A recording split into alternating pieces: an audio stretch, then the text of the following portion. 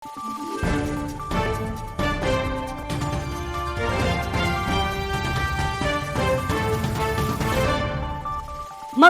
araw, Pilipinas! Ito ang Valiente News hatid sa inyo ng Office of the Vice President. Karamihan sa mga sakay ng OVP libreng sakay bus ay mga manggagawang Pilipino na pagod at puyat mula sa pagtatrabaho. Ang ilan sa mga manggagawang na serbisyohan ng programa, kilalanin natin sa ulat ni Maribeth Adlawan.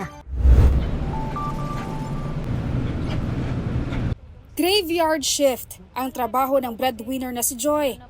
Kaya't umaga na siya kung makauwi. Ikinuwento naman niya ang kanyang karanasan sa araw-araw na pagko-commute. Hirap po kasi minsan po, lalo na pag traffic, matagal po kasi madalas yung mga public vehicle ng bus din po. Siyempre nag-i-stop pa po sila. Pero kapag sa ganito po, diretso po nakakauwi po kami agad. Dahil nahihirapan sa pag-commute, hinihintay na lamang ni Mary Joy tuwing alas 5 ng umaga ang OVP libreng sakay bus. Maliban sa mas komportable dito, malaki rin ang kanyang natitipid sa pamasahe. Hiling naman ni Mary Joy na magpatuloy ang libreng sakay program ng OVP. Sana po hindi po magbago yung ganito. Katulad ni Mary Joy, karamihan sa mga sakay ng OVP bus ay mga puyat at pagod na mga manggagawang Pilipino na nagsisikap para sa kani-kanilang mga pamilya.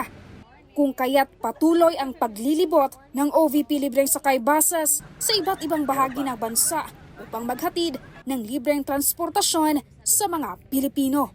Mula dito sa Naik, Cavite, ako po si Maribeth Adlawan, lahat para sa Diyos, bayan at pamilyang Pilipino. Valiente News. Mga residente ng Cavite na araw-araw bumabiyahe patungong Metro Manila, kabilang din sa mga nakabenepisyo ng libreng sakay programa.